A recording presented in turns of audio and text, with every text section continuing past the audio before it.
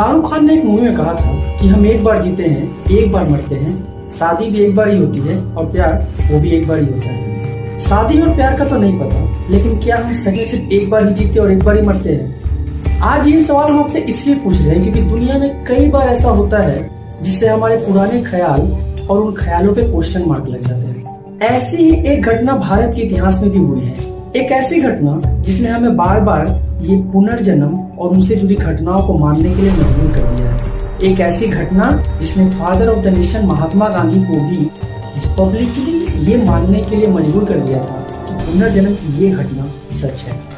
11 दिसंबर 1926 को मथुरा से 161 किलोमीटर दूर दिल्ली में जन्म हुआ शांति देवी का। एक आम बच्चे की तरह 3 साल तक उन्होंने बोलना नहीं सीखा था, लेकिन चौथे साल में जब उन्होंने बोलना शुरू किया तो सबकी होश उड़ गई।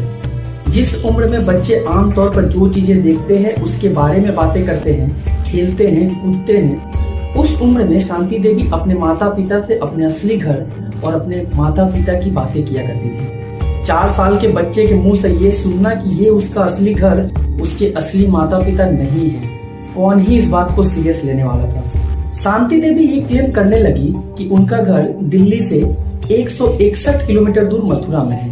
बात सिर्फ यहीं खत्म नहीं हुई। शांति देवी अपने पेरेंट्स को अपने पास्ट लाइफ के हस्बैंड और बच्चे के बारे में बताई। गाइस, अपने पास्ट लाइफ की बातें करते आपने भी कई लोगों को सुना होगा, लेकिन क्या अपने पास्ट लाइफ की इतनी डिटेल बातें करते किसी को सुना होगा? शांति देवी ना सिर्फ अपने पेरेंट्स बल्कि अपने स्कूल में भी अपने सहपाठियों के साथ अपने पास्ट लाइफ के हस्बैंड के बारे में बातें करती थी। उनका कहना था कि उनके हस्बैंड का एक कपड़े की दुकान है, वो अपने आप को चौबाइन यानी कि चौबे की पत्नी कहती है। उनका कहना था कि उनका एक बच्चा भी है जिसको जन्म देने के 10 दिन बाद ही उनकी मृत्यु हो गई। इसके अलावा वो स्कूल में मथुरा की क्षेत्रीय भाषाओं में भी बातें किया करती थी। अब अगर कोई 4 साल का बच्चा आपको ऐसी बातें बोलेगा तो आप जनरली इग्नोर करोगे। यही हुआ शांति देवी के साथ। लेकिन अगर 4 साल का बच्चा बार बार ऐसी बातें बोलेगा, चाहे वो घर हो या स्कूल, तो क्या आप उसको इग्नोर कर पाओगे? वो बार बार अपने पास्ट लाइफ की अलग अलग बातें बताने लगी। जब वो खाना खाने बैठती तो अपने मथुरा की पकवानों का जिक्र करती कि हमारे मथुरा में खाने पीने की जगह बनती। तो जब उनकी माँ उनको कपड़े पहनने के लिए देती तो अपने पास्ट लाइफ की फेवरेट ड्रेसेस के बारे में जिक्र करती। इतना ही नहीं, उन्होंने अपने हस्बैंड के यूनिक फीचर्स के बारे में भी बताना शुरू कर दिया था। उन्होंने अपने पति का नाम बताया केदारनाथ चौबे, जो गोरे थे, चश्मा लगाते थे और उनके बाएं गाल पर एक मस्सा भी था। ये सब शायद एक कोइंसिडेंस हो सकता है, पर उन्होंने इसके आगे जो बताया वो और भी कन्विंसिंग था। उन्होंने बताया कि उनके हस्बैंड केदारनाथ चौबे की एक कपड़े की दुकान द्वारकाधीश मंदिर के ठीक सामने है। करीब 2 सालों से वो ऐसी ही बातें कर रही थी जिसने उनके पेरेंट्स के साथ साथ बाकी रिश्तेदारों को भी सकते में डाल दिया। वो सभी आश्चर्यचकित थे कि इतनी छोटी सी बच्ची किसी चीज के बारे में इतनी डिटेल और स्पेसिफिक इवेंट्स के बारे में कैसे बता सकती है। ये सब चल ही रहा था, इसके बाद जो हुआ वो और भी ज्यादा शॉकिंग था। शांति देवी के दूर के रिश्तेदार बाबू बीचन चंद उनसे मिले हैं। बाबू बीचन चंद दिल्ली के दरियागंज में एक हाई स्कूल के प्रधान अध्यापक थे। उन्होंने जब शांति देवी से बातें की तो वो भुचक्का रह गए। 6 साल की छोटी सी शांति देवी ने अपना नाम लुगदी देवी बताया और साथ ही उन्होंने ये भी बताया कि अक्टूबर 1925 को उन्होंने एक बच्चे को जन्म दिया था। बच्चे के जन्म के 10 दिन बाद ही उनकी मौत हो गई थी। इसके अलावा शांति देवी ने प्रसव पीड़ा, ऑपरेशन आदि से जुड़ी जानकारियां भी दी। कोई छोटा बच्चा अपनी बुद्धि से प्रसव पीड़ा और गर्भावस्था की बातें कैसे कर सकता है? यह सब सोचकर बाबू बीचन चंद हैरान हो गए।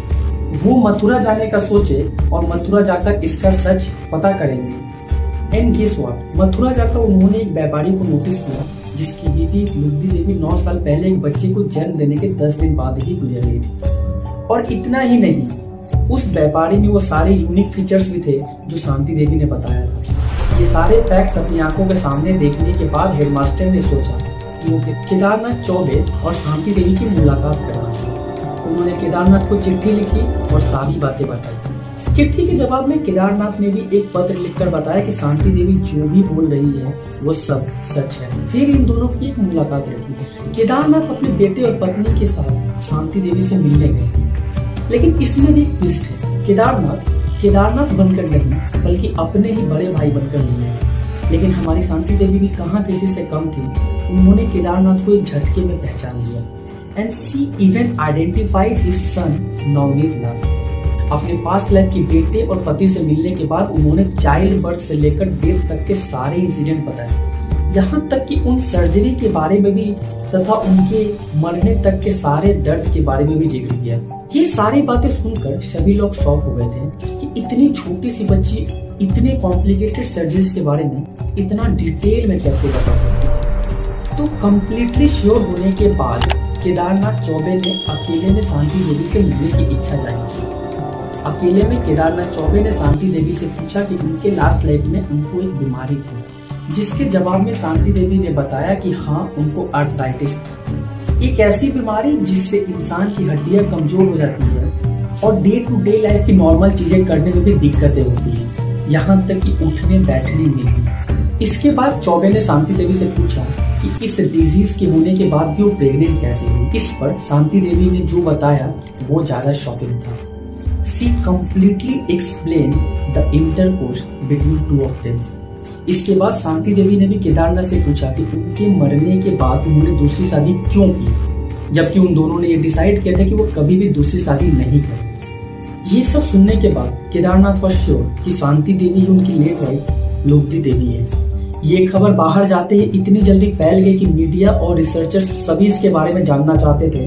फैलते फैलते ये खबर महात्मा गांधी तक भी पहुंची और बाकी लोगों की तरह महात्मा गांधी भी शांति देवी से मिलना चाहते थे। वो शांति देवी से मिले और उनसे बात करने के बाद उन्होंने 15 लोगों की एक कमेटी बनाई to prove the complete details of this पुनर्जन्म स्टोरी। एक कमेटी जिसमें रेनोवेड पर्सनालिटी थी, इसमें मीडिया पीपल, नेशनल लीडर्स भी थे। अब ये एक नेशनल न्यूज बन चुकी थी और पूरा देश इसके बारे में जानना चाहता।